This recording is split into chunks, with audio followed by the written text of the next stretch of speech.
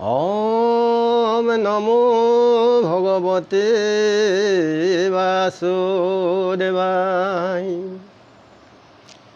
সুবাসনা দুৰ্বাসনা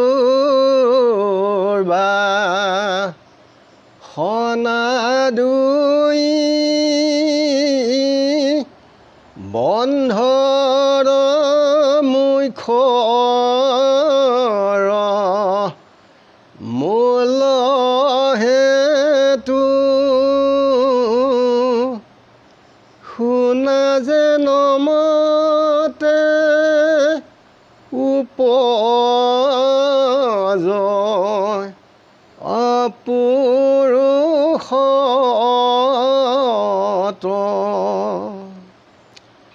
সন্তৰ কৃপাত্ৰ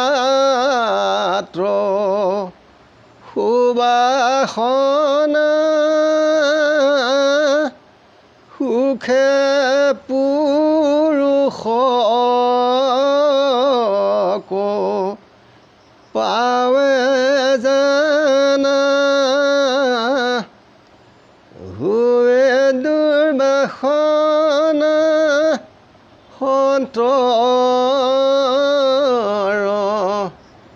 মন কুপত। নামৰ ৰহস্য কথন দ্বিতীয় খণ্ড পদ। ৰাম হৰিৰ নামে সে পাৰ পাতক খণ্ডিত কিয় ঋষি সবে বিহুয়ান প্ৰায়াচিত্ৰ ইহাৰ উত্তৰ দেও শুন দূতগণ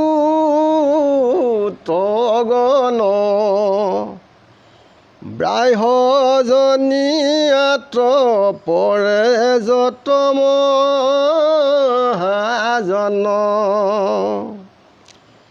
পৰমৰ ৰহস্য হৰি নামক নজানি বিহেৱান পায়াচিত্ৰ কৰ্মক বখানে যেন মৃত্যু সঞ্জীৱনী ঔষধ তে সাৰ মৰা কুজিয়া হেন প্ৰভাৱ তাহাৰ মন্দমতী বৈদ্য সবে তাহাক নজানি আন সেৱ সধ দেই ৰোগীয়া কোৱানি মায়াৰে মোহিলে নুবুজিলে বেদবাণী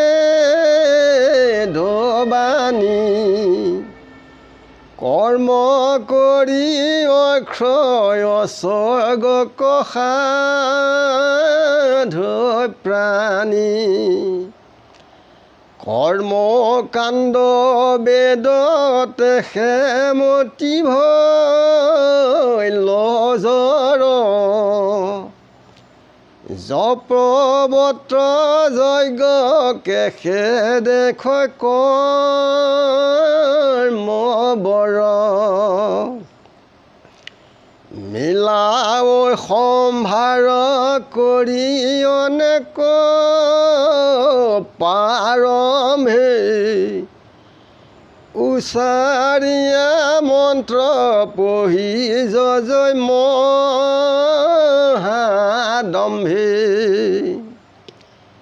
মুত পৰে কোন আছে বুলি ৰংগ বৈষ্ণৱক বোলে কোন ক্ষুদ্ৰ যে পতংগ বেদ শাস্ত্ৰ নজানে কিছুৰু নাহি পাত্ৰ এৰিলে কৰ্ম ৰাম বুলি মৰে মাত্ৰ ভকতিকো কৰি ফুৰে অনেক ধিষ্কাৰ কৰ্মীৰ অনুগোচৰ সদা ক্ৰোধয় অহংকাৰ কৰ্ম কৰি নেৰাই যাতন মহাক্লেশ সিহেতু জানন্তা সবে নেদয় উপদেশ তাহাৰ নিদান কহোঁ শুন দূতগণ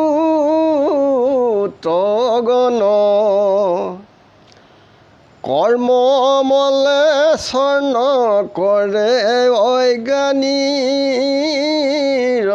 মন কৃষ্ণ হেন ঈশ্বৰতো কিনিছিতো নজানো তন্ত্ৰ মন্ত্ৰ কৰ্ম কদাঙৰ বুলি মানো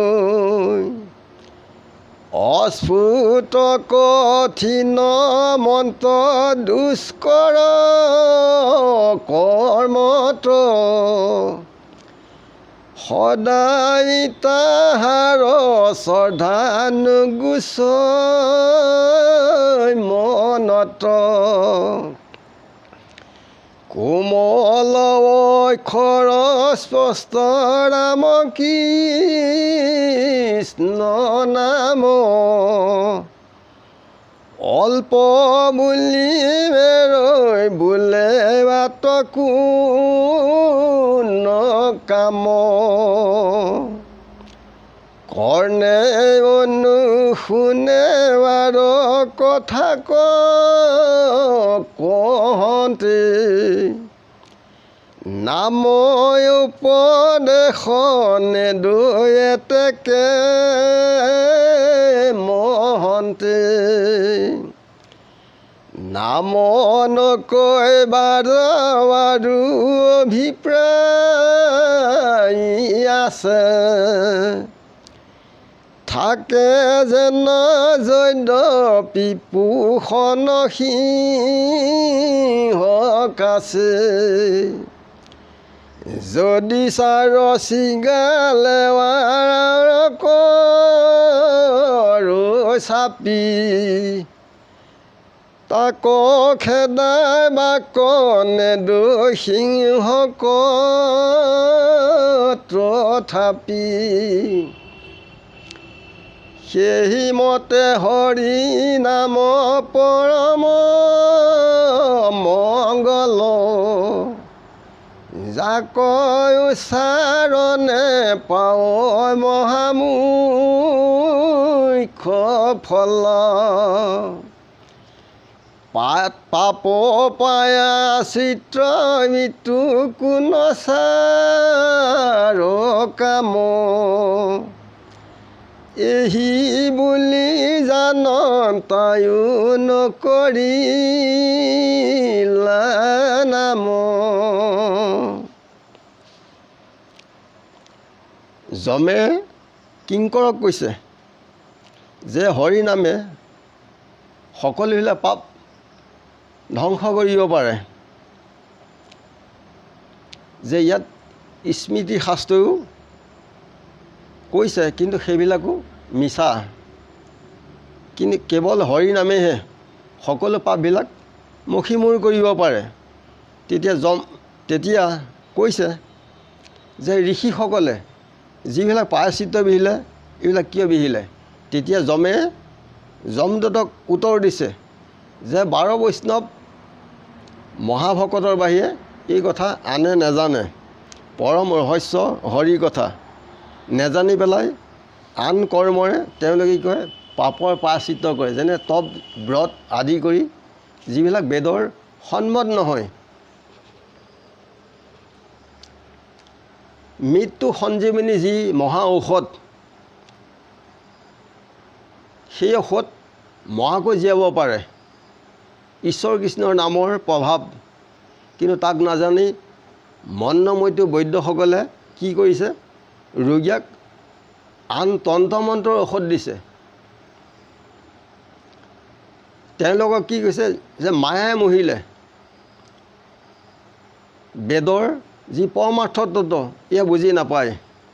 কেৱল কৰ্ম কৰি কেনেকৈ স্বৰ্গ অক্ষয় ভোগ বিলাসিতাত কেনেকৈ থাকিব লাগে এইখিনিহে কেৱল সাধনা কৰে।